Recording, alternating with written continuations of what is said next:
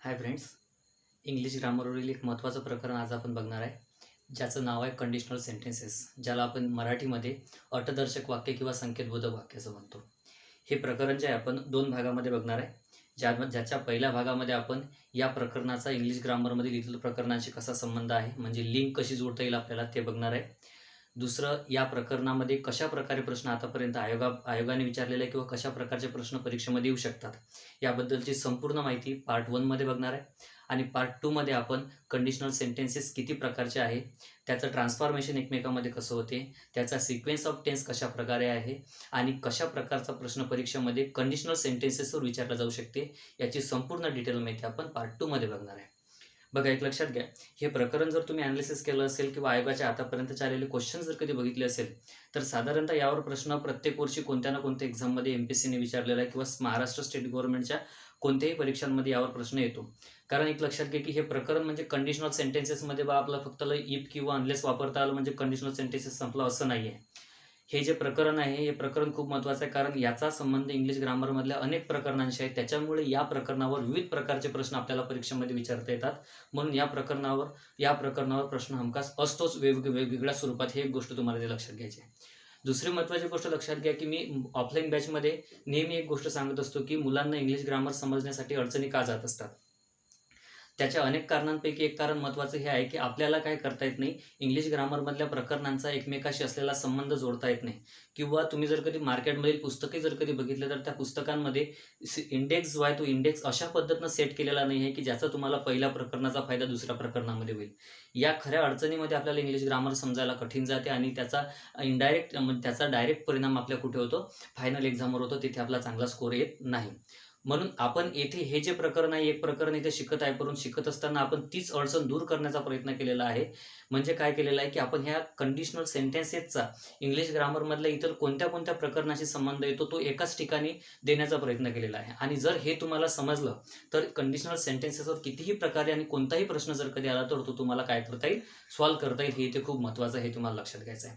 तर बघा, आपल्याला जे कंडिशनल सेंटेन्सेस आहे, कंडिशनल सेंटेन्सेसवर इंग्लिश ग्रामरमध्ये कंडिशनल सेंटेन्सेसचे प्रकरण आहे, इंग्लिश ग्रामरमधले इथे लिहिलेले आहे बघा, 9 प्रकार लिहिलेले आहे.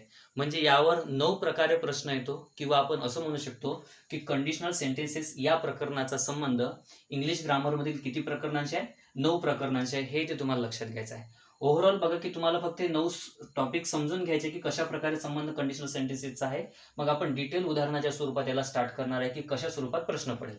बघा, पहिला आहे त्यामध्ये यूज इफ अँड अनलेस. परीक्षेमध्ये आपल्याला प्रश्न येतो यूज इफ किंवा येतो आपल्याला यूज अनलेस अशा स्वरूपात परीक्षेमध्ये प्रश्न येतो.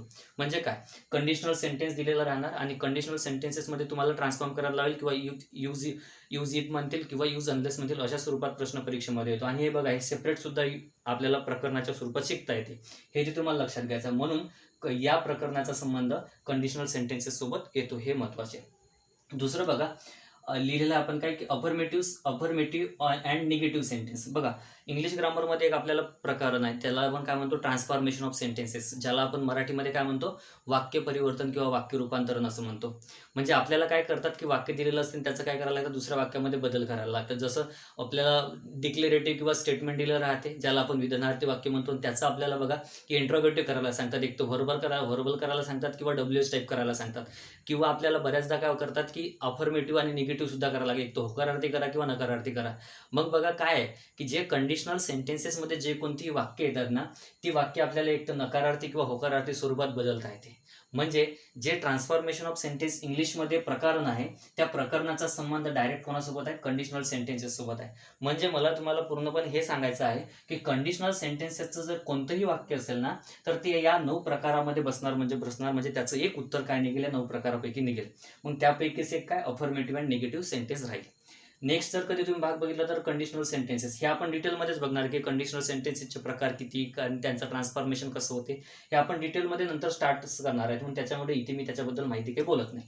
नेक्स्ट आहे बघा मूड्स, ज्याला क्रियापदाचा अर्थ असं मराठीमध्ये म्हणतात. काय म्हणतात, क्रियापदाचा अर्थ. आता लक्षात घ्या की इंग्लिश ग्रामरमध्ये 3 क्रियापदाचे अर्थ आहे. डिटेलमध्ये मी थोडा वेळा सांगतो की ते 3 क्रियापदाचे अर्थ इंग्लिश ग्रामरमध्ये. त्यापैकी कंडिशनल सेंटेन्सेसमध्ये जे कोणतेही वाक्य येणार ना, ते 3 प्रकारापैकी कोणत्या तरी 2 प्रकारामध्ये नक्की जाणार. म्हणजे सांगायचं तुम्हाला क्लिअरिटी हे करायचं आहे की कंडिशनल सेंटेन्सेसमध्ये कोणतेही वाक्य राहील तर त्याच्यामध्ये आपल्याला मूडच्या स्वरूपात सुद्धा प्रश्न विचारला जाऊ शकतो की त्यामध्ये कोणत्या प्रकारचा मूड आहे. म्हणून हे तुम्हाला लक्षात घ्यायचं आहे की मूड या प्रकरणाचा संबंध कोणासोबत आहे, कंडिशनल सेंटेन्सेस सोबत आहे. ठीक आहे. नेक्स्ट आहे त्याच्यामध्ये बघा सिक्वेन्स ऑफ टेन्स किंवा व्हर्ब. म्हणजे टेन्स आणि व्हर्ब याचा संबंध पुन्हा कोणासोबत येणार आहे, कंडिशनल सेंटेन्सेस सोबत. आणि आपल्याला माहित आहे टेन्स हे स्वतंत्र प्रकरण आहे आणि व्हर्ब हे स्वतंत्र प्रकरण आहे. आणि इथे आपण कशामध्ये त्याला लिंक करणार आहे, कंडिशनल सेंटेन्सेस सोबत लिंक करणार आहे.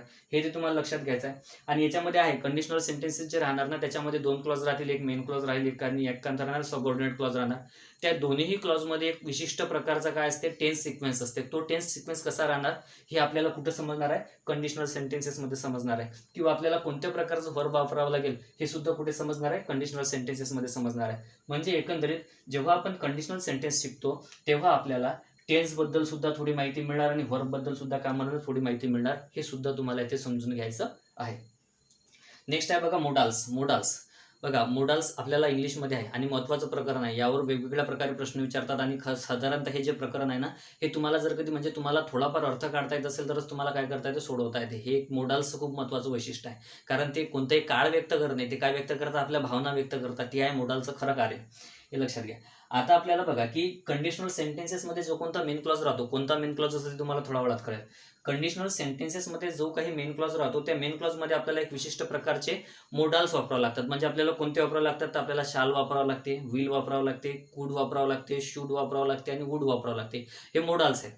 मग याचा वापर आपण यापैकी नेमकं कोणतं वापरणार आणि कशा प्रकारे वापरणार याची माहिती आपल्याला कुठे मिळणार आहे, कंडिशनल सेंटेन्सेसमध्ये मिळणार आहे. वाक्याच्या अर्थानुसार आपल्याला ते विशिष्ट प्रकारे वापरावे लागतात. म्हणून इथे क्लिअर करा की मोडाल्स म्हणजे जे प्रकरण खूप महत्त्वाचं आहे त्याच्यामधल्या काही मोडाल्सची माहिती आपल्याला कुठे मिळेल, कंडिशनल सेंटेन्सेसमध्ये मिळेल की कशा प्रकारे आपण त्याचा यूज करू शकतो. म्हणून या प्रकरणाचा मोडाल्स या प्रकरणाचा संबंध कोणासोबत आहे, कंडिशनल सेंटेन्सेस सोबत आहे. हे तुम्हाला समजून घ्यायचं आहे. नेक्स्ट आहे बघा कंजंक्शन परीक्षा दृष्टीने खूप महत्त्वाचं प्रकरण आहे. बघा हे प्रकरण ज्या विद्यार्थ्यांना समजते त्यांना इंग्लिश ग्रामरमधील 2 महत्त्वाचे प्रकरण ज्यावर MPSC नेहमी प्रश्न विचारते ते समजतात. ते 2 महत्त्वाचे प्रकरण कोणते, ते एक आहे सिंथेसिस आणि दुसरं आहे क्लॉजेस. हे लक्षात घ्या. म्हणून कंजंक्शन हे प्रकरण फक्त कंजंक्शन जवळच संपते असं नाही. ज्यांना कंजंक्शन समजले त्यांना महत्त्वाचे 2 प्रकरण समजतात ज्या प्रकरणाला मुलं भितात. हे सुद्धा लक्षात घ्यायचं आहे. सिंथेसिसमध्ये बऱ्याच विद्यार्थ्यांना काही जमत नाही, हा एक भाग असतो. म्हणून कंजंक्शन हे प्रकरण इंग्लिश ग्रामरमधलं अत्यंत महत्त्वाचं आहे. आणि लक्षात घ्या की जे अनेक कंजंक्शन्स आहेत त्यापैकी 2 कंजंक्शन्स आपल्याला कुठे शिकायला मिळतात, कंडिशनल सेंटेन्सेसमध्ये शिकायला मिळतात. कारण आपल्याला इफ आणि अनलेस वापरावा लागतो. ते कशा प्रकारे राहतील हे सुद्धा तुम्हाला थोड्या वेळानं पूर्णपणे डिटेलमध्ये माहिती मिळेल. त्यानंतर आहे सिंथेसिसमध्ये आपल्याला माहिती आहे काय येणार. सिंथेसिसला आपण काय म्हणतो, मराठीमध्ये म्हणतो आपण त्याला वाक्य संश्लेषण. काय म्हणतो त्याला, वाक्य संश्लेषण. ज्यामध्ये किती प्रकार येतील, 3 प्रकार येतात. एक म्हणजे सिंपल सेंटेन्स, दुसरं कॉम्प्लेक्स सेंटेन्स आणि तिसरं कॉम्पाऊंड सेंटेन्स, ज्याला आपण मराठीमध्ये केवल वाक्य, मिश्र वाक्य किंवा संयुक्त वाक्य असं म्हणतो. आणि आता कंडिशनल सेंटेन्सेसमध्ये जे इफ किंवा अनलेसचं सेंटेन्स राहणार ते या 3 पैकी कोणत्या प्रकारामध्ये बसते याची सुद्धा माहिती आपल्याला या प्रकरणामध्ये मिळते. म्हणून कंडिशनल सेंटेन्सेसचा संबंध डायरेक्ट कोणासोबत येतो, सिंथेसिस सोबत येतो. म्हणून हे सुद्धा तुम्हाला कनेक्शन लक्षात घ्यायचं आहे की कशा प्रकारे राहणार. म्हणजे असं नाही की तुम्हाला एखादं वाक्य विचारलेलं इफचं, if you study hard you will get good marks, आणि त्यांनी तुम्हाला असं न विचारता की कंडिशन कोणत्या प्रकारची कंडिशन आली आणि तुम्हाला त्यांनी जर कधी विचारलेलं आहे की आयडेंटिफाय द कॉम्प्लेक्स सेंटेन्स, तर ते तुम्हाला ओळखता आलं पाहिजे की ऑप्शन्समध्ये कोणत्या प्रकारचं कॉम्प्लेक्स सेंटेन्स. किंवा जर कधी विचारलं त्यांनी की खाली त्यांनी ऑप्शन दिले, तुम्हाला वाक्य दिलं आहे if you study hard you will get good marks, आणि खाली ऑप्शन्स त्यांनी दिले, पहिलं दिलं आहे सिंपल सेंटेन्स, दुसरं दिलं आहे कॉम्प्लेक्स सेंटेन्स, तिसरं दिलं आहे कॉम्पाऊंड सेंटेन्स आणि चौथं दिलं आहे नन ऑफ दी अबोव. तर अशा वेळेस तुम्हाला आयडेंटिफाय करता आलं पाहिजे. आता इथं कन्फ्यूज होण्याची गोष्ट नाही की आपण शिकलो कंडिशनल सेंटेन्स आहे, त्यांनी कसं काय विचारलं आपल्याला सिंपल सेंटेन्स, कॉम्प्लेक्स सेंटेन्स. तर हे जर कनेक्शन तुम्हाला जोडता आलं तर तुम्हाला ती गोष्ट नवीन वाटणार नाही. तुम्हाला कोणतंही कंडिशनल सेंटेन्स कोणत्या प्रकारच्या 3 पैकी प्रकारामध्ये बसते सिंथेसिसमधल्या ते तुम्हाला ओळखता येईल आणि प्रश्न योग्यरित्या सोडवता सुद्धा येईल. हे लक्षात घ्या. ठीक आहे. तर ते आपण डिटेलमध्ये बघणारच आहे. त्यानंतर एक क्लॉजेस ज्याला आपण उपवाक्य असं मराठीमध्ये म्हणतो. 3 प्रकार आहेत. एक आहे नाउन क्लॉज, दुसरा ॲडजेक्टिव्ह क्लॉज आणि तिसरा ॲडव्हर्ब क्लॉज. आता कंडिशनल सेंटेन्सेसमध्ये जे काही वाक्य राहतील त्यामध्ये कोणत्या प्रकारचा क्लॉज आहे हे सुद्धा आपण इथेच बघणार आहे. म्हणजे पुढे जाऊन तर आपण डिटेलमध्ये त्यामध्ये बघतोच. ऑफलाईन बॅचमध्ये बघा आपण जेव्हा क्लॉजेस शिकतो त्यावेळेस आपण त्या क्लॉजेसमध्ये तर शिकतोच, परंतु तुम्हाला या कंडिशनल सेंटेन्सेसचा संबंध सुद्धा क्लॉजेसमध्ये कसा आहे तो इथेच तुम्हाला बघायचा आहे. म्हणजे एका ठिकाणी सर्व माहिती मिळाल्यानंतर ते काय राहते, लक्षात जास्त राहते आणि त्यानंतर आपल्याला प्रॉब्लेम्स परीक्षेमध्ये जात नाही हे इथे लक्षात घ्यायचं आहे. म्हणून आपल्याला 3 क्लॉजपैकी कोणत्या क्लॉज कंडिशनल सेंटेन्सेसमध्ये राहणार याची सुद्धा डिटेल माहिती इथे मिळणार आहे. ठीक आहे, तर हे लक्षात घ्या की हे सांगण्यामागचं कारण काय आहे लक्षात घ्या. सांगण्यामागचं कारण पुन्हा इथे रिपीट करतो मी. जर तुम्हाला माहित पडलेलं आहे की कंडिशनल सेंटेन्सेसवर फक्त यूज इफ अँड अनलेस किंवा फक्त कंडिशनल क्लॉज ओळखा याबद्दलच प्रश्न येत नाही, तर अशा 9 प्रकारे प्रश्न येतो. हे जर तुम्हाला एकत्रित इथे माहित पडलं तर तुमचा कोणताही प्रश्न चुकणार नाही. हे इथे तुम्हाला महत्त्वाची गोष्ट लक्षात ठेवायची आहे. पुढे जो आणि डिटेलमध्ये याला बघू. पहिला प्रकार आहे बघा, यूज इफ अँड अनलेस. काय यूज इफ अँड अनलेस? परीक्षेमध्ये प्रश्न काय राहणार? परीक्षेमध्ये प्रश्न राहणार एक तर तुम्हाला इफचा क्लॉज, इफचं सेंटेन्स दिलेलं असेल किंवा तुम्हाला सेंटेन्स दिलं असेल अनलेसचं, आणि मग तुम्हाला प्रश्न विचारतील जर इफचं सेंटेन्स दिलं असेल तर यूज अनलेस, आणि जर तुम्हाला अनलेसचं सेंटेन्स दिलं असेल तर तुम्हाला काय म्हणतील, यूज इफ. अशा स्वरूपात प्रश्न परीक्षेमध्ये येतो. ओव्हरऑल उदाहरण मी तुमच्यासमोर लिहिलेलं आहे, त्याच्याबद्दल आपण माहिती सुद्धा बघू. बघा, पहिलं उदाहरण इथे लिहिलेलं आहे मी, if you study hard you will get good marks. आता बघा या वाक्यामध्ये काय वापरलेलं आपण, इफ वापरलेला आहे. मग इफ जर कधी वापरलं तर आपल्याला काय विचारू शकतात, यूज अनलेस विचारू शकतात. आणि यूज अनलेस जर कधी विचारलेलं तर काय करावं लागेल, डिटेलमध्ये सांगताय बघा, समजून घ्या. इथे जास्त उदाहरण आपण घेऊ शकत नाही, उदाहरण जास्त घेतल्यानं व्हिडिओ लेंदी होतो. त्याच्यामुळे लक्षात घ्या की कमी उदाहरणामध्ये तुम्हाला ही गोष्ट समजून घ्यायची आहे. ठीक आहे, बघा काय वाक्य आहे, if you study hard you will get good marks. प्रश्न काय विचारतील, यूज अनलेस. आता यूज अनलेस जर कधी तुम्हाला विचारलं तर सरळ सरळ काय करायचं आहे, तुम्हाला इफला काढून टाकायचा आहे. इफच्या ठिकाणी काय वापरायचा, अनलेस वापरायचा. ही पहिली अट लक्षात घ्यायची. इफच्या ठिकाणी काय वापरायचं आहे, अनलेस वापरायचा आहे. कंडिशनल सेंटेन्स मध्ये लक्षात घ्या किती क्लॉज राहतील, 2 क्लॉज राहतील. बघा हा एक पहिला क्लॉज आहे आणि हा एक दुसरा क्लॉज आहे. लक्षात घ्या, असे 2 क्लॉज राहतील. ठीक आहे ना, कॉमा मधामध्ये राहणारच. ठीक आहे, किंवा याला सुरुवातीला घेतील याला नंतर ठेवतील, प्रॉब्लेम नाही, ते मागे पुढे करू शकतात. पण 2 क्लॉज आहेत, लक्षात घ्या. हे 2 क्लॉज आहेत. यामध्ये बघा इफच्या ठिकाणी जेव्हा आपण अनलेस वापरतो आणि उरलेला जो क्लॉज असतो त्या उरलेल्या क्लॉज मध्ये काय ठेवायचं, आपल्याला नॉट ठेवायचं. हे तुम्हाला इथे लक्षात घ्यायचं आहे. बघा इथे मी वापरलेला आहे ओंट वापरलेला आहे. पहिल्या याच्यामध्ये काय होतं, विल होतं, इथे काय झालं, विल नॉट वापरलेला आहे. म्हणून जेव्हा इफच्या ठिकाणी तुम्ही अनलेस वापरता तेव्हा उरलेल्या क्लॉज मध्ये ज्याला आपण कोणता क्लॉज म्हणणार, ज्याला म्हणणार मेन क्लॉज. कोणता राहणार, हा मेन क्लॉज राहणार. या मेन क्लॉज मध्ये काय करायचं, आपल्याला नॉट वापरायचं आहे. म्हणून वाक्य बघा काय बनेल, पहिलं वाक्य होतं if you study hard you will get good marks. आता वाक्य बनलं unless you study hard comma you won't get good marks. म्हणजे इथं काय वापरलेलं आपण, नॉट वापरलेला आहे. जर इफचं वाक्य टोटल अफर्मेटिव्ह असेल, जेव्हा तुम्ही टोटल अफर्मेटिव्ह असेल आणि जेव्हा तुम्ही त्या इफच्या ठिकाणी काय वापरता, अनलेस वापरता, तेव्हा तुम्हाला ही गोष्ट लक्षात ठेवायची आहे की अनलेस वापरल्याबरोबर उरलेला जो मेन क्लॉज आहे त्या मेन क्लॉज मध्ये तुम्हाला काय वापरायचा आहे, नॉट वापरायचा आहे. ही झाली पहिली कन्सेप्ट. अशा स्वरूपात प्रश्न परीक्षेमध्ये येऊ शकतो. ठीक आहे, नेक्स्ट आहे बघा, नेक्स्ट आहे काय, अफर्मेटिव्ह अँड निगेटिव्ह सेंटेन्स. पुन्हा सांगतो बघा काय आहे, आपल्याला इंग्लिश ग्रामरमध्ये सेपरेट प्रकरण आहे ट्रान्सफॉर्मेशन ऑफ सेंटेन्सेस, ज्याला आपण मराठीमध्ये काय म्हणतो, वाक्य रूपांतरण किंवा वाक्य परिवर्तन. ही गोष्ट लक्षात ठेवायची आहे. आता आपल्याला इथे अनेक प्रकारचे वाक्य बदलायला सांगतात, परंतु आपल्याला इथे फक्त कंडिशनल सेंटेन्सेस संबंधितच बघायचं आहे. त्या ट्रान्सफॉर्मेशन ऑफ सेंटेन्सेस मध्ये कंडिशनल सेंटेन्सवर कोणता ट्रान्सफॉर्मेशन विचारतील, मेक अफर्मेटिव्ह किंवा मेक निगेटिव्ह या स्वरूपात प्रश्न परीक्षेमध्ये येऊ शकतो. मग काय, तर तुम्हाला लक्षात घ्या, तुम्हाला इफचं वाक्य जर त्यांनी दिलं असेल, इफचं कंडिशनल क्लॉज जर तुम्हाला दिलं असेल किंवा इफचं कंडिशनल सेंटेन्स तुम्हाला दिलं असेल तर प्रश्न काय विचारतील, प्रश्न विचारतील मेक इट निगेटिव्ह. आणि जर तुम्हाला अनलेसचं जर कधी वाक्य दिलं असेल तर तुम्हाला प्रश्न विचारतील मेक इट अफर्मेटिव्ह. आता हे लक्षात घ्यायचं कसं राहणार. बघा आपण काय वापरणार आहे, आपण वापरणार आहे इफ आणि काय वापरणार आहे आपण अनलेस. कंडिशनल सेंटेन्सेस मध्ये हे दोनच येतात.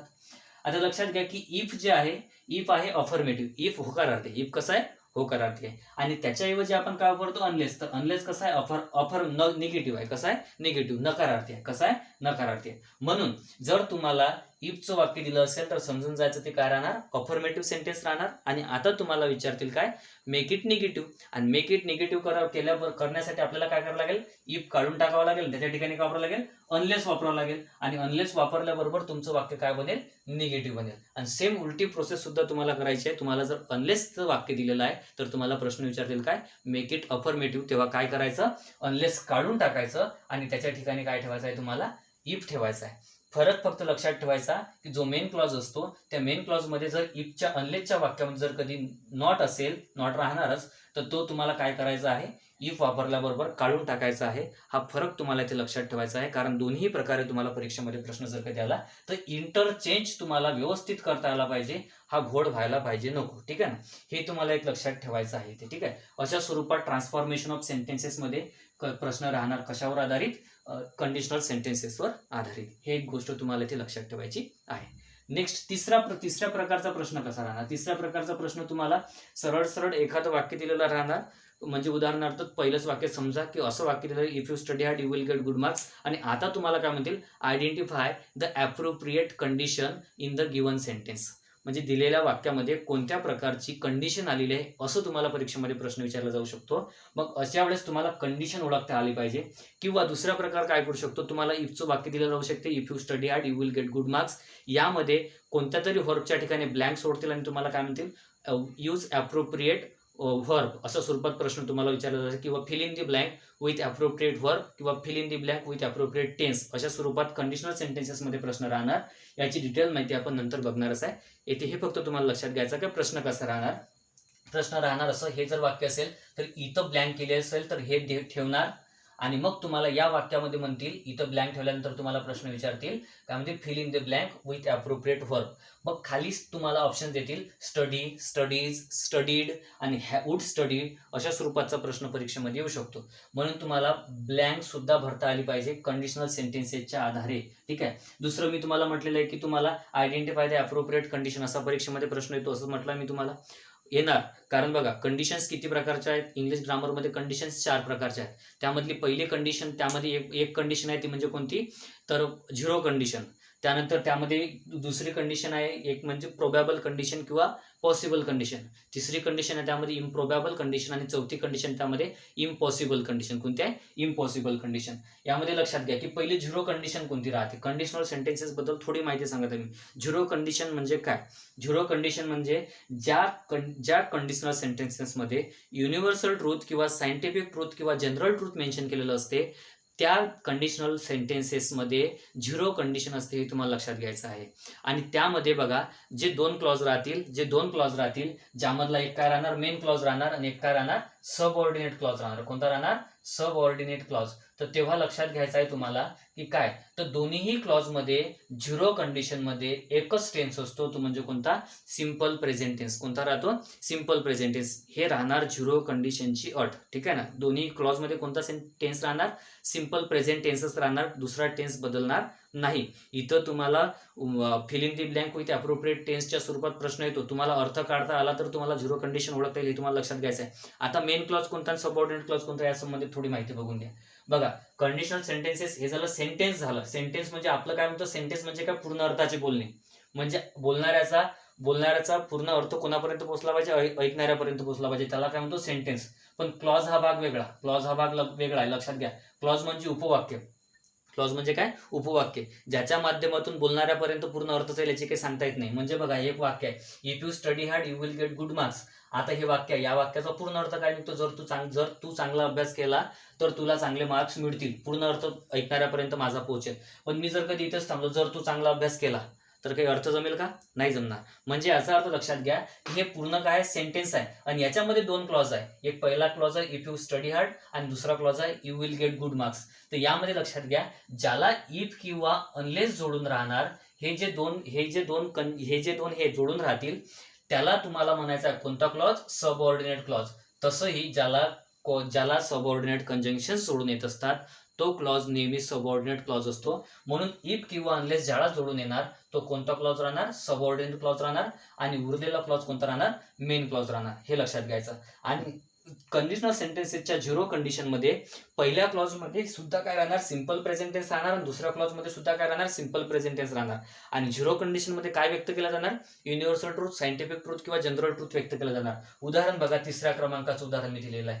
तिसऱ्या क्रमांकाचं उदाहरण आहे, बघा वाचा. यामध्ये बघा काय की if you pour oil in water it floats. बघा वाक्य काय, if you pour oil in water it floats. वाक्याचा अर्थ होते जर तू पाण्यात तेल टाकलं तर ते तरंगते.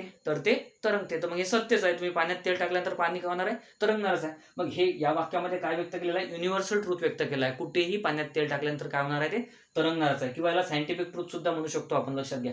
आता यामध्ये बघा की पहिला क्लॉज कोणता आहे, if you pour oil in water. हा झाला आपला कोणता क्लॉज, सबऑर्डिनेट क्लॉज. ज्यामध्ये बघा कोणतं वर्ब आलेला आहे, ज्यामध्ये आलेला आहे पोर हे वर्ब आलेलं आहे आणि पोर हे वर्ब बघा त्याचं पहिल्या रूपात आहे. पहिल्या रूपात असल्यामुळे कोणता काळ होणार आहे? सिंपल प्रेझेंट टेन्स झालेला आहे. त्यानंतर दुसरा क्लॉज बघा ज्याला आपण मेन क्लॉज म्हणणार. काय वापरलेला आहे? इट फ्लोट्स वापरलेला आहे. काय वापरलेला आहे? इट फ्लोट्स वापरलेला आहे. आणि फ्लोट सुद्धा कोणत्या रूपामध्ये? फ्लोट्स आहे मुख्य क्रियापदाचं पाचवं रूप ज्याला काय लागून येत असतो? यस किंवा येस लागून येत असतो. म्हणून हे लक्षात घ्या की तिसरं जे सेंटेन्स आपण इथं कंडिशनल सेंटेन्स आपण इथं वापरलेला आहे त्यामध्ये आपण सायंटिफिक ट्रूथ वापरलेला आहे. पहिल्या क्लॉज मध्ये सुद्धा सिंपल प्रेझेंट टेन्स आहे, दुसऱ्या क्लॉज मध्ये सुद्धा सिंपल प्रेझेंट टेन्स आहे. यालाच म्हणतात झिरो कंडिशन. काय म्हणतात याला? Zero condition. त्यानंतर कोणती कंडिशन येते? त्यानंतर येते, लक्षात घ्या, त्यानंतर येते प्रोबॅबल कंडिशन किंवा पॉसिबल कंडिशन. प्रोबॅबल कंडिशन किंवा पॉसिबल कंडिशन कशाला म्हणतात? म्हणजे जेव्हा आपण एखादं अर्थदर्शक वाक्य बोलतो किंवा कंडिशनल सेंटेन्स बोलतो इफ किंवा अनलेसच्या स्वरूपात, तेव्हा बोलणाऱ्याकडे त्यामधली अट पूर्ण करण्यासाठी वेळ असते. म्हणजे ती त्यामध्ये तू बोललेली गोष्ट ती करू शकतो, त्याच्याकडे ती वेळ करण्यासाठी काय असते? वेळ असते. त्याला म्हणतात प्रोबॅबल कंडिशन किंवा पॉसिबल कंडिशन. लक्षात घ्यायचं. आता प्रोबॅबल कंडिशन मध्ये पहिल्या क्लॉज मध्ये राहणार सिंपल प्रेझेंट टेन्स आणि दुसऱ्या क्लॉज मध्ये राहणार सिंपल फ्युचर टेन्स. हे त्याचं स्ट्रक्चर आहे. उदाहरणाच्या स्वरूपात फक्त समजून घ्या की काय राहणार. बोलणाऱ्याकडे काय राहते? ती गोष्ट करण्यासाठी वेळ राहतो. पहिलं वाक्य बघा काय म्हटलेलं आहे? If you study hard you will get good marks. जर तू चांगला अभ्यास केला तर तुला चांगले मार्क्स मिळतील. बोलणाऱ्याकडे त्याचं काय? बोलणाऱ्याकडे काय? त्याच्याकडे ती कंडिशन पूर्ण करण्यासाठी वेळ आहे, ती गोष्ट ती करू शकतो. म्हणून त्याला पॉसिबल कंडिशन किंवा प्रोबॅबल कंडिशन म्हणतात. बघा simple present tense plus simple future tense. डिटेलमध्ये माहिती आपण पार्ट 2 मध्ये बघणार आहे, फक्त ओव्हरऑल सांगत आहे. त्यानंतर तिसरी कंडिशन त्यामध्ये ती इम्प्रोबॅबल कंडिशन. इम्प्रोबॅबल कंडिशन मध्ये काय व्यक्त केले जाते? इम्प्रोबॅबल कंडिशन मध्ये बोलणारा व्यक्ती टोटल हायपोथेटिकल बोलतो. म्हणजे काय बोलतो? तर अशक्य इच्छा बोलतो. तो काय बोलतो? अशक्य इच्छा, जे कधी घडत नसते पण तो बोलून देतो, त्याला म्हणतात इम्प्रोबॅबल कंडिशन. म्हणजे जसं कसं? तर उदाहरणासाठी बघा 4थ्या क्रमांकाचं उदाहरण मी दिलेलं आहे. काय म्हटलेलं आहे? If I were a bird, if I were a bird I would fly in the sky. म्हणजे जर मी पक्षी असतो तर मी आकाशात उडलो असतो, परंतु तो पक्षी होऊच शकत नाही. म्हणजे काय व्यक्त केलं? टोटल हायपोथेटिकल कंडिशन व्यक्त केलेली आहे ना, जे त्याच्या हातीच नाही ते तो करूच शकत नाही. फक्त काय व्यक्त केलेली आहे? अशक्य इच्छा व्यक्त केली आहे. काय व्यक्त केली आहे? अशक्य इच्छा. आणि अशक्य इच्छा व्यक्त करणं म्हणजे कंडिशन किती क्रमांकाची कंडिशन? 3rd नंबरची कंडिशन, ज्याला आपण काय म्हणणार? इम्प्रोबॅबल कंडिशन, ज्यामध्ये काय व्यक्त केली जाते? अशक्य इच्छा व्यक्त केली जाते. त्यानंतर 4थी कंडिशन येते ते म्हणजे इम्पॉसिबल कंडिशन. इम्पॉसिबल कंडिशन मध्ये बोलणाऱ्या जवळ किंवा त्या वाक्यामध्ये आपण ज्याच्याविषयी बोलतो त्याच्याकडची वेळ निघून गेलेली असते. म्हणजे तो भूतकाळातली गोष्ट, झालेली गोष्ट प्रेझेंटमध्ये जडतडच्या स्वरूपात बोलतो आणि काय व्यक्त करतो? तर रिग्रेट व्यक्त करतो, दुःख व्यक्त करतो त्या गोष्टीबद्दल फक्त. त्याला म्हणतात इम्पॉसिबल कंडिशन. म्हणजे ती गोष्ट घडणे आता शक्य नसते, तिच्यावरून वेळ गेलेला असते, ती भूतकाळात घडलेली असते, म्हणून त्याला म्हणतात इम्पॉसिबल कंडिशन. अशक्य अट.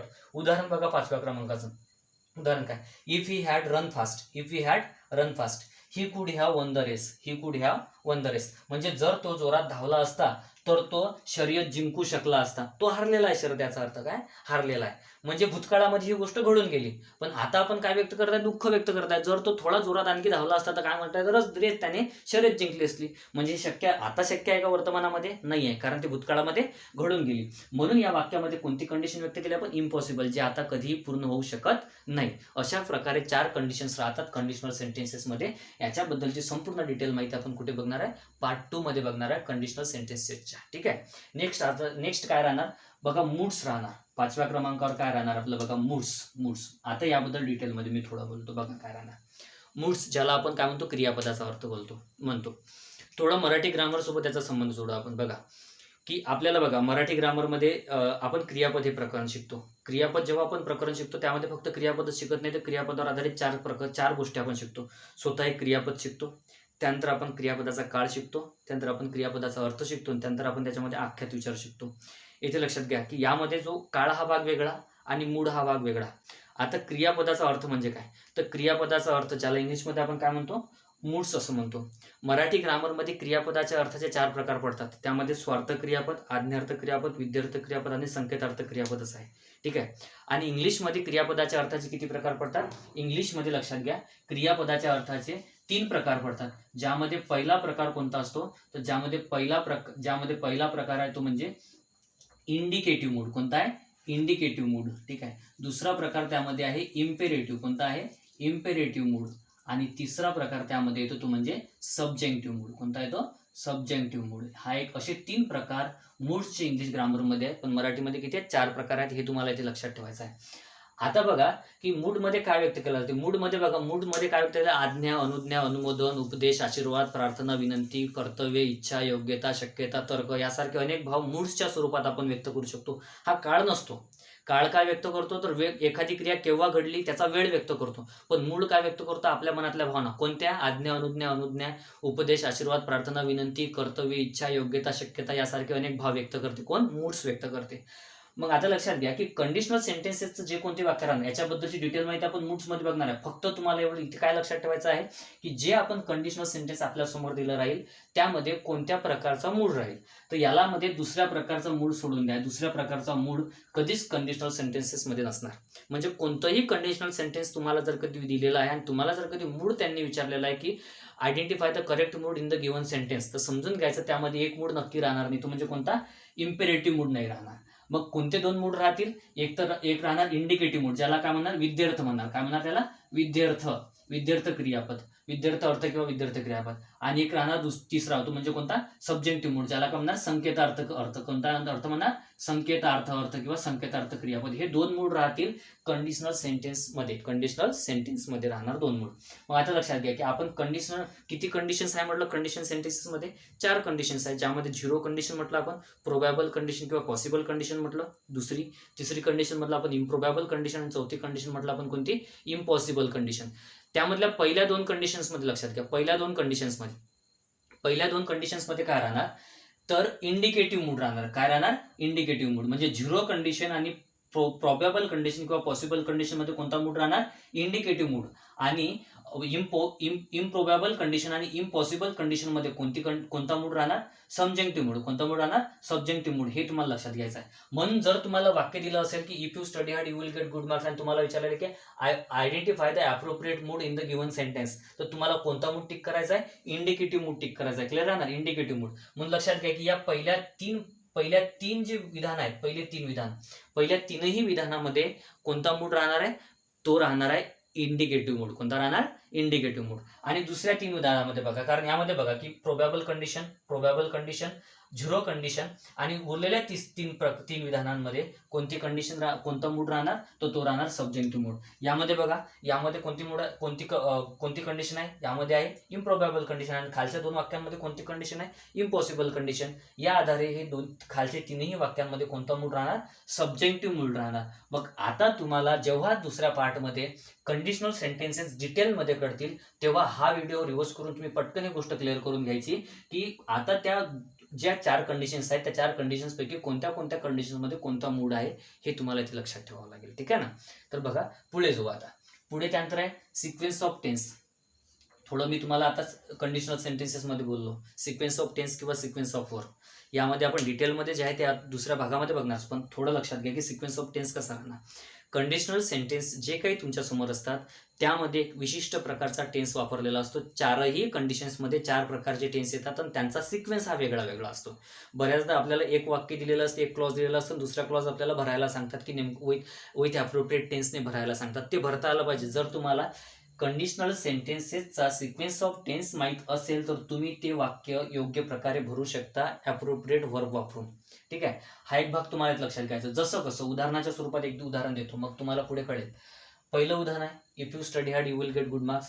कोणती कंडिशन त्यामध्ये आलेली आहे? त्यामध्ये आलेली आहे पॉसिबल कंडिशन किंवा प्रोबॅबल कंडिशन. पॉसिबल कंडिशन किंवा प्रोबॅबल कंडिशन मधील सबऑर्डिनेट क्लॉज मध्ये नेहमी कोणता काळ असतो? तो असतो सिंपल प्रेझेंट टेन्स. आणि मेन क्लॉज मध्ये नेहमी कोणता असतो? सिंपल फ्युचर टेन्स असतो. हे झालं सिक्वेन्स ऑफ टेन्स. म्हणजे वर्बचा पण सिक्वेन्स तिथे येतो, कारण टेन्स म्हणजे काय असतात? वर्बच असतात. नेक्स्ट बघा, इथे सुद्धा तेच वाक्य राहणार. इथे बघा तिसऱ्या क्रमांकाच्या याच्यामध्ये काय व्यक्त केलेलं आहे? हे आहे 0 कंडिशन. 0 कंडिशन मध्ये आपण काय म्हटलेलं होतं? 0 कंडिशन मध्ये की सबऑर्डिनेट क्लॉज मध्ये सुद्धा सिंपल प्रेझेंट टेन्स आणि मेन क्लॉज मध्ये सुद्धा कोणता राहणार? Simple present tense. हे झाले 0 कंडिशन, म्हणजे सिक्वेन्स ऑफ टेन्स क्लिअर झाला. त्यानंतर चौथ्या उदाहरणामध्ये बघा, चौथ्या विधानामध्ये कोणती कंडिशन व्यक्त केली आपण? चौथ्या विधानामध्ये कंडिशन व्यक्त केलेली आपण त्याला म्हणतात इम्प्रोबॅबल कंडिशन. कोणते म्हणतात? इम्प्रोबॅबल कंडिशन. आणि इम्प्रोबॅबल कंडिशनच्या सबऑर्डिनेट क्लॉज मध्ये किंवा इफ किंवा अनलेसच्या क्लॉज मध्ये नेहमी राहणार सिंपल पास्ट टेन्स आणि मेन क्लॉज मध्ये राहणार उट प्लस MV1 अशी रचना राहणार. उट प्लस MV1 ची रचना राहणार. ठीक आहे? त्यानंतर आहे इम्पॉसिबल कंडिशन. इम्पॉसिबल कंडिशन मध्ये काय राहणार? इफ किंवा अनलेसच्या क्लॉज मध्ये किंवा सबऑर्डिनेट क्लॉज मध्ये नेहमी राहणार पास्ट परफेक्ट टेन्स. कोणता राहणार? Past perfect tense. आणि उरलेल्या वाक्यामध्ये उट प्लस उठ प्लस हॅव प्लस V3 अशा स्वरूपातली रचना राहणार. उठ प्लस हॅव प्लस V3 किंवा कुठ प्लस हॅव प्लस V3 किंवा shoot plus have plus V3 अशा स्वरूपातली रचना राहणार. मग हे काय सिक्वेन्स आहे पूर्णपणे कशाचा, टेन्सचा किंवा वर्बचा. म्हणून कंडिशनल सेंटेन्सेस मध्ये आपल्याला आणखी एक गोष्ट शिकायला मिळते, ते म्हणजे कोणती, सिक्वेन्स ऑफ टेन्स किंवा सिक्वेन्स ऑफ वर्ब. हे तुम्हाला लक्षात ठेवायचं आहे. नेक्स्ट आहे बघा काय, मोडाल्स. काय मोडाल्स लक्षात घ्या काय बघा. मी आधी म्हटलेला आहे काळ वेगळा आणि क्रियापदाचा अर्थ वेगळा. बघा काळच्या स्वरूपात आपण जे वर्ब वापरतो ते वेगळे आणि मोडाल्स जे आपण वापरणार ते वेगळे. मोडाल्समध्ये आपण काय व्यक्त करतो, मोडाल्सच्या स्वरूपात आपण वेगवेगळ्या भावना व्यक्त करतो. जसं मी तुम्हाला उदाहरण सुद्धा देतो बघा. मी जर कधी एक उदाहरण म्हटलं की उदाहरणार्थ म्हटलं की Ram is eating a mango, हे एक वाक्य बोललेलं आहे. आता मी या वाक्यामध्ये इज इटिंगच्या स्वरूपात वर्ब वापरलेला आहे. या वाक्यामध्ये फक्त काळ आहे की वर्तमानामध्ये राम कोणती क्रिया करत आहे, तर आंबा खाण्याची क्रिया करत आहे, यामध्ये फक्त काळ व्यक्त केलेला आहे. पण मी ते दुसरं वाक्य बोलतो की राम कॅन नॉट रन, हे एक वाक्य बोललं आहे, राम कॅन नॉट रन. आता मी काय व्यक्त केलेलं आहे, कॅनच्या स्वरूपात. मी त्याच्यामध्ये काळ व्यक्त नाही केला आहे, तर यामध्ये काय व्यक्त केले आहे, तर त्या कर्त्याची शक्यता व्यक्त केली आहे की तो कोणती गोष्ट करू शकतो आणि कोणती गोष्ट नाही करू शकत. म्हणजे कर्त्याच्या अंगी असणारा काय व्यक्त केलं, मी सामर्थ्य व्यक्त केलं, ॲबिलिटी व्यक्त केली. कशाच्या स्वरूपात, कॅनच्या स्वरूपात. मग हे काम कोण करते, मोडाल्स करते. कोण करते, मोडाल्स. मग असे अनेक मोडाल्स आपल्याला त्या प्रकरणामध्ये येतात, मोडाल्सच्या प्रकरणामध्ये येतात. पण जेव्हा आपण कंडिशनल सेंटेन्स हे प्रकरण शिकतो तेव्हा त्या कंडिशनल सेंटेन्सेसमध्ये लक्षात घ्या की काही मोडाल्स आपल्याला इथे वापरावे लागतात. तर ते मोडाल्स कोणते कोणते राहतील, तर ते तुम्हाला लक्षात घ्या की एक राहणार शॉल राहणार, त्यानंतर राहणार विल, त्यानंतर कोणतं राहणार कुड, त्यानंतर राहणार वुड, त्यानंतर राहणार त्यामध्ये शूड आणि एक त्यामध्ये वापरू शकतात कधी कधी माइट सुद्धा वापरू शकतात. हे लक्षात घ्या. अशा स्वरूपातले काय शिकायचे आहेत, मोडाल्स सुद्धा आपल्याला कुठे शिकायला मिळतात, कंडिशनल सेंटेन्सेस मध्ये शिकायला मिळतात. म्हणजे बघा की आता एक उदाहरण मी तुम्हाला इथेच देतो की बघा कशा प्रकारे आपण मोडाल्स वापरलेला आहे. 5व्या क्रमांकाचं उदाहरण बघा. मोडाल्समध्ये आपण काय व्यक्त करतो, आपल्या भावना व्यक्त करतो. 5व्या क्रमांकाचं उदाहरण बघा. 5व्या क्रमांकाच्या उदाहरणामध्ये म्हटलेलं आहे if he had run fast he could have one the race. यामध्ये बघा काय वापरलेलं आहे, मी कुड वापरलेला आहे. आणि वाक्याच्या स्वरूपात बघा मी इथं वुड नसतो वापरू शकलो का, ब्लँक तिथे ठेवले आणि तुम्हाला ऑप्शन्स मध्ये काय ठेवतील माहिती आहे का, इथं ब्लँक देतील आणि तुम्हाला म्हणतील fill in the blank with appropriate verb. आणि ऑप्शन्स मध्ये काय ठेवतील, ऑप्शन्स मध्ये समजून घ्या वुडही ठेवू शकतात, ऑप्शन्स मध्ये कॅन ठेवू शकतात, ऑप्शन मध्ये लक्षात घ्या कुड ठेवू शकतात आणि ऑप्शन्स मध्ये काय ठेवू शकतात, मे ठेवू शकतात. अशा स्वरूपातले प्रश्न परीक्षेमध्ये येऊ शकतील. आता तुम्हाला लक्षात घ्यायचं, वाक्याचा अर्थ समजून घ्यायचा.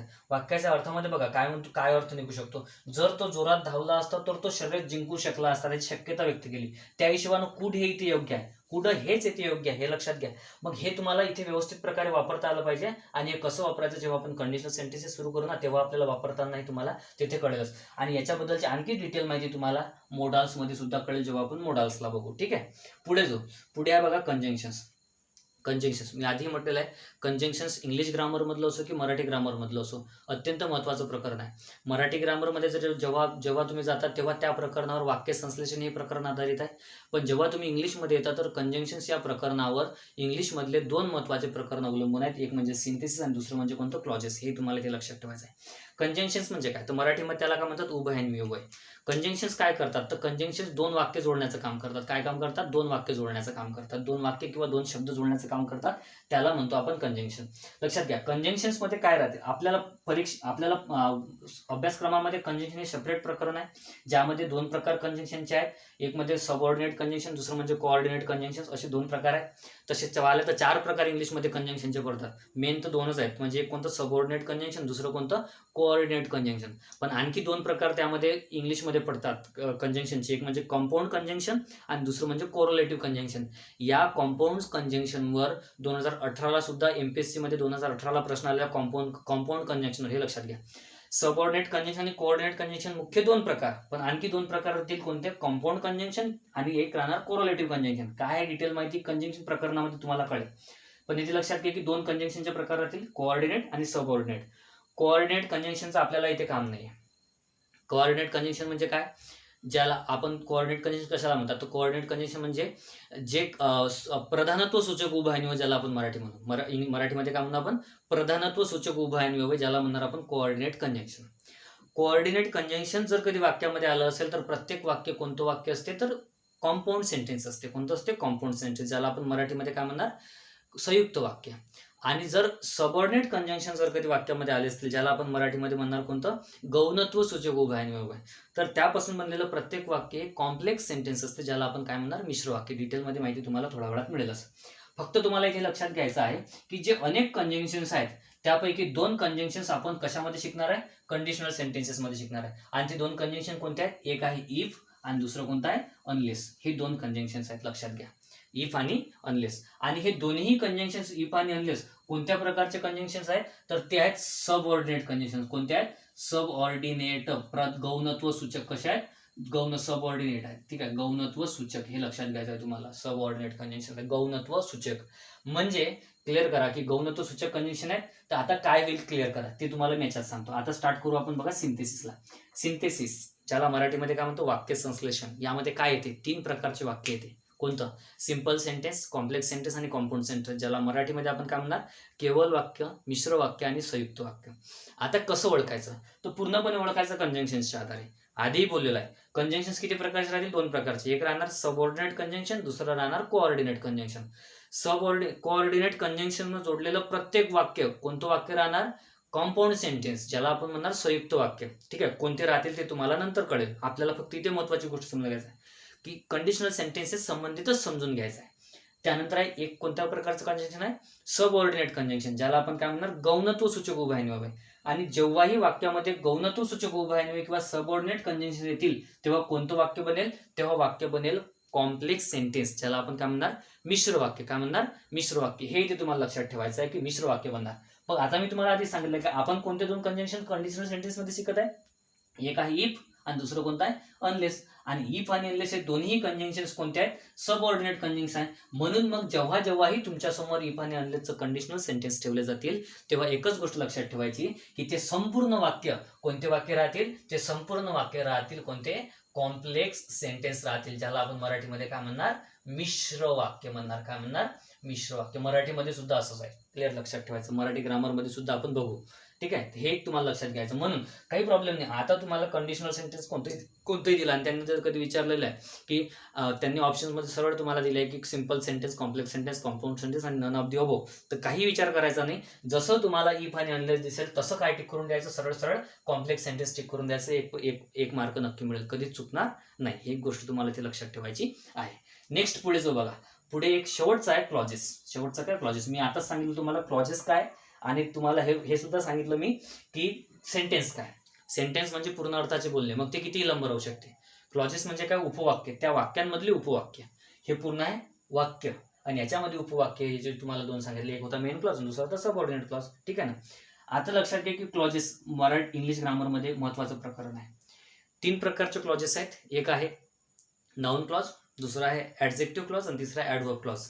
पहिल्या 2 क्लॉजचा आपला इथे काहीही संबंध नाही, म्हणून ते आपण इथे बघणार नाही. नाउन क्लॉज इथे होत नाही आणि ऍडजेक्टिव्ह क्लॉज इथे होत नाही. येथे कोणता क्लॉज होतो, तर येथे सरळ सरळ एकच क्लॉज होतो, तो म्हणजे कोणता, ऍडव्हर्ब क्लॉज. कोणता होतो, ऍडव्हर्ब क्लॉज. हा एक होतो, म्हणजे कोणतं, क्रियाविशेषण वाक्य. कोणतं होतं, क्रियाविशेषण वाक्य होतं. म्हणून कंडिशनल सेंटेन्सेसचे जे कोणतेही इफ किंवा अनलेसचे सेंटेन्स राहतात त्यामध्ये एकच क्लॉज असतो, तो म्हणजे कोणता, ऍडव्हर्ब क्लॉज. कोणता क्लॉज राहणार, ऍडव्हर्ब क्लॉज, क्रियाविशेषण वाक्य. हे क्लिअर करायचं आहे आता तुम्हाला. क्लिअर. आता याच्यामध्ये थोडं डीप जाऊ. मग आता ऍडव्हर्ब क्लॉजचे 8 ते 9 प्रकार पडतात. हे तुम्हाला माहित असेल तर 8 ते 9 प्रकार पडतात. आता ते ऍडव्हर्ब क्लॉज मध्ये कोणत्या प्रकारचा ऍडव्हर्ब क्लॉज कंडिशनल सेंटेन्सेसचा होतो किंवा इफ किंवा अनलेसच्या वाक्याचा होतो, तर तो होतो ऍडव्हर्ब क्लॉज ऑफ कंडिशन. कोणता होतो, ऍडव्हर्ब क्लॉज ऑफ कंडिशन. म्हणून काहीही प्रॉब्लेम नाही, आपण कंडिशनल सेंटेन्सेस मध्येच आहे आणि त्याच्यामध्ये क्लॉज असतो कोणता, ऍडव्हर्ब क्लॉज, आणि त्याचा उपप्रकार कोणता असतो, ऍडव्हर्ब क्लॉज ऑफ कंडिशन. तर अशा स्वरूपात महत्वाची गोष्ट तुम्हाला ही लक्षात ठेवायची आहे. अशा स्वरूपात 9 प्रकारे प्रश्न एकाच प्रकरणावर येऊ शकतात, ते म्हणजे कंडिशनल सेंटेन्सेसवर. ठीक आहे ना. आणि आता एक गोष्ट लक्षात घ्या की आताच्या बघा एक मुद्दाम एक वाक्य लिहिलं आहे 6व्या क्रमांकाचं. हे तुम्हाला इथे थोड्या समजून घ्यायचं आहे, कारण इथे मुलं बरेच कन्फ्यूज होतात. आता यामध्ये बघा की पहिल्या 5 विधानांमध्ये इफ किंवा अनलेस सुरुवातीला आलं. याला मी इकडे करू शकतो, इकडलं वाक्य इकडे, इकडलं वाक्य इकडे, अशामुळे असा काही प्रॉब्लेम नाही. असं नाही का पाहिजे सुरुवातीलाच आलं पाहिजे, हे तुम्हाला लक्षात ठेवायचं. हे वाक्य असू शकतं, असे बोलू शकतो आपण, you will get good marks, comma देऊन, इफ यू स्टडी हार्ड, असं सुद्धा बोलू शकतो. पण इथे क्लिअर करा मला काय म्हणायचं आहे. पहिल्या 5 विधानांमध्ये बघा, पहिल्या 5 विधानांमध्ये प्रत्येक वाक्यामध्ये काय आलेलं आहे, इफ आलेला आहे सुरुवातीला. काय आलेलं आहे, इफ आलेलं आहे. पण 6वं बघा, 6व्या विधानामध्ये 6वं विधान काय, had he run fast he could have one the race. हे एक वाक्य लिहिलं आहे. कुठे इफ त्याच्यामध्ये नाही आहे, पण तरी त्यामध्ये काय कंडिशन आहे. आता हे कसं, हा जो भाग आहे ना, हा मुलांना फक्त कन्फ्यूज करण्यासाठी आणि त्यांचा म्हणजे कन्फ्यूज करण्यासाठीच असतो. आणि हे जे इतर मुलांना माहीत नसते म्हणून कन्फ्यूज होते आणि हातचा एक मार्ग त्यांच्या जातो. मग क्लिअर करा की इफ किंवा अनलेसचे जे सेंटेन्स असते, ज्याला आपण सेंटेन्सच्या स्वरूपात जेव्हा इफ किंवा अनलेसच्या स्वरूपात लिहितो तेव्हा ते असे लिहितात. परंतु जर आपल्याला इफ किंवा अनलेस वापरायचं नसेल आणि त्याला कंडिशनल क्लॉज बनवायचा असेल तर अशा वेळेस इफ किंवा अनलेस रिमूव्ह करतात आणि त्या वाक्यामधला जो हेल्पिंग वर्ब असतो तो कुठे आणतात, वाक्याच्या सुरुवातीला आणतात आणि बाकीचं वाक्य जसंच्या तसं लिहितात. ते दुसरा प्रकार आहे जो मुलांना कन्फ्यूज करण्यासाठी वापरला जातो. म्हणून हे सुद्धा लक्षात घ्या की हे सुद्धा एक कंडिशनल सेंटेन्सेस आहे आणि त्यामध्ये 4थ्या क्रमांकाची कंडिशन आहे ती म्हणजे कोणती, इम्पॉसिबल कंडिशन. तर हे इथे तुम्हाला एक लक्षात ठेवायचं आहे. तर ठीक आहे, तर अशा प्रकारे राहणार या प्रकरणाचा इतर प्रकरणाशी, इंग्लिश ग्रामरमधल्या इतर प्रकरणाशी संबंध आणि या प्रकरणावर कशा प्रकारे 9 प्रकारे प्रश्न येतात ते सुद्धा डिटेल माहिती आपण येथे बघितली. तर आता आपण पार्ट 2 मध्ये कंडिशनल सेंटेन्सेस बद्दल डिटेल माहिती बघणार आहे. तर येथे थांबू.